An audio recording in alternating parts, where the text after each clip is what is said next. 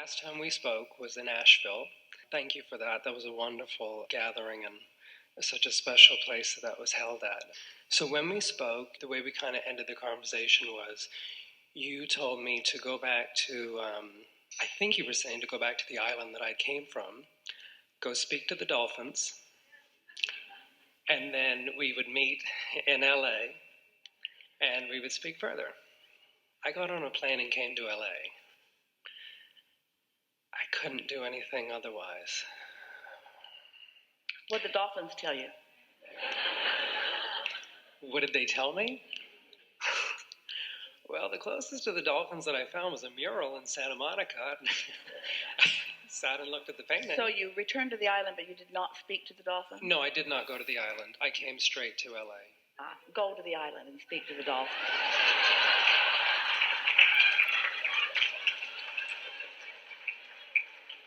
We're just messing with you. So what do you want to talk about? Because there's a lot going on here. Focus, and let's talk for 8 minutes. 8 minutes. You have 8 minutes. See, that's what's amazing. When I was sitting back there, something said to me, don't put your hand up now because you're not going to have much time. And I put my hand up anyway. It hasn't got anything to do with the timing. It has to do with your readiness to hear. And so there's so much dynamic that's going on here. You want to focus and everyone to benefit from that, you see. So we're ready to jump in with anything that you are ready to focus upon. But you got to focus upon what matters. So if you were in a position where you, brilliant you, perfectly timed you, inspired you, had an opportunity to speak with infinite intelligence about something, about one thing, what would you choose? What is it that you want to know above all other things? We'll have to talk about a few things, but okay.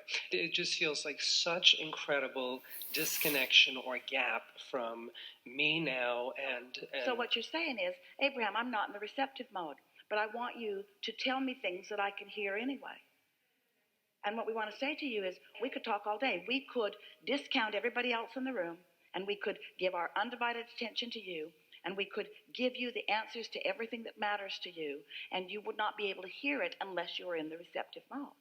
So let's get in the receptive mode. What do you say about that?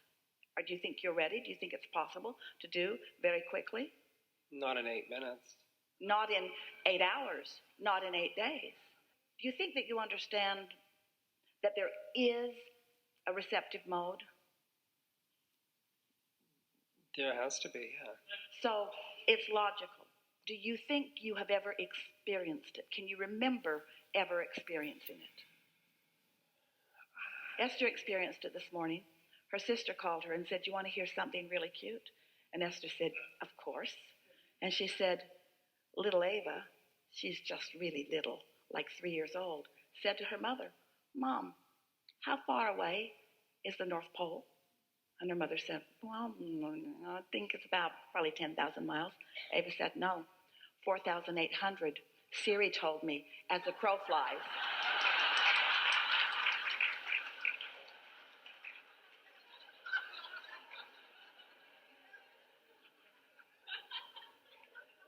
Well, there was no way that Esther could not be in the receptive mode, hearing that. In other words, she thought about it all morning long. She just played it over and over in her mind, thought about how incredibly wonderful that is, how these little ones are tuning right in. They know where to go get answers. And the funniest part of it was how she played her mother.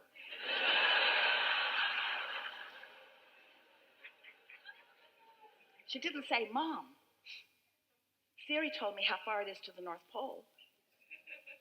She's a little tiny girl wanting to examine and understand how much she can rely on what her mother says. Because she innately knows that she's born with her own guidance, you see. Her own guidance that will lead her on her path of least resistance. Her mother was going to take her well over 5,000 miles out of the way.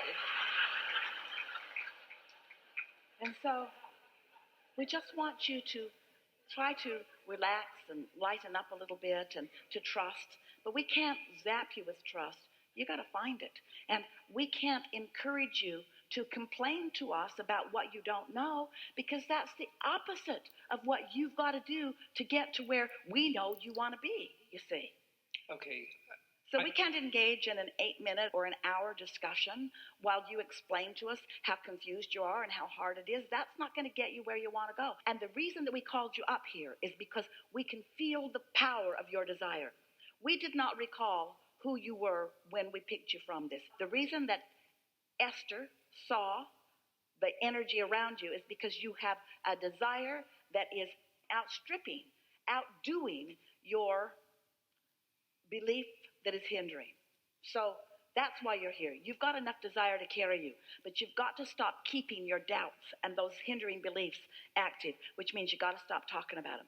You've got to find a way to stop keeping them active, because that's what's holding you out of the receptive mode. We made an end run. In other words, we picked you from the crowd because we could feel the power of your desire. And law of attraction is doing that all the time.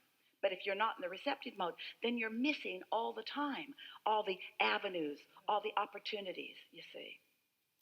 I want to be in that receptive mode. It's gotten to the point where Don't say it. Well, it's gotten to the point, that's not the end. It'll get to another point and another point and another point and another point and another point. There is no ending to the train of resistance, and you can get going, you see. And it's all just because of one very early learned, slight misunderstanding. Somehow you got convinced that you have to work your way to your success or struggle your way there. If we could zap you with something, it would be you understanding what we understand about your value and your worthiness. If we could just infuse you with that and then just say, now just go to sleep for a little while, and when you wake up, all that self-doubt will be gone, and all that self-recrimination will be gone, and all that measuring yourself against others will be gone. But it's something we can project, but it's something that you have to match. So that's what we thought this might be about. We thought that we could love you enough and know who you really are enough and recognize your value and your talent and what's coming next, and shine a spotlight on what we know is you, and revel with you in the desire that keeps being born within you, to sort of convince you just for a little while to just try not to beat the drum of what's going wrong, and just for a little while count your blessings, even if they don't look like they're very many, and even if it doesn't seem like they're showing up very often. That's what you got to do. You got to look for the good stuff, and it will become more. Because if you look for the bad stuff, it becomes more. And what's so interesting about it, there's so much good stuff coming to you. Look at you. Look at you. Do you know how many people would like to sit there and look like you look?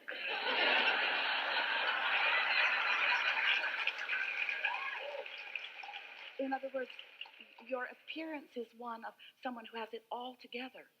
You look like someone who has the world by the tail. But you see... What are you talking about? Because that could only be looks. Say again? That could only be looks. Well... That's like words on a page that don't... You think most of your life you've been trying to compensate for that? Did somebody tell you, you've got it too easy? It's not fair for it to be so easy for you. Look at you. Did you get some of that along your physical career? Where did you learn that stuff? Where did you pick that up? Can't you understand that this is the thought that's turned a thing, and can't you revel in the magnificence of that? You see what we're getting at? Do you sort of, kind of? Well, this is what we're going to tell you. We're going to hold you as our object of attention for the rest of your life. We're going to think about who you are. We're going to know what you know and what you want. And we're always going to be vibrationally there for you, just like we have been, and just like source energy has been. And you, little by little, will find a way to let more and more of it in, until one day we won't be having this conversation where we're trying to convince you. You will be feeling it, and you will be expressing it to us in a way that it is as if you are trying to convince us. Abraham, you have no idea how my life has turned around.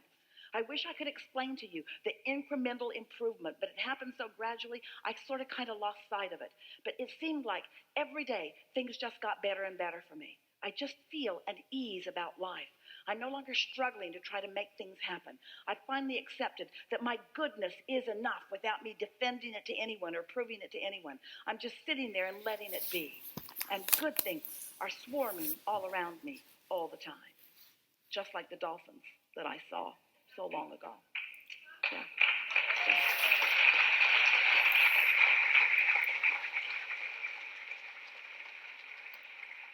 Try to feel understanding when we say to you, it's going to be okay. And now we're not going to talk anymore. All right? Just take what we gave you and try to find something in it that was meaningful for you. And then see if things don't get just a little bit better right away. Yes? Say yes. Say yes. You know, so much to ask. Say yes. Yes. Yes. Yes. Yes. Yes. Yes.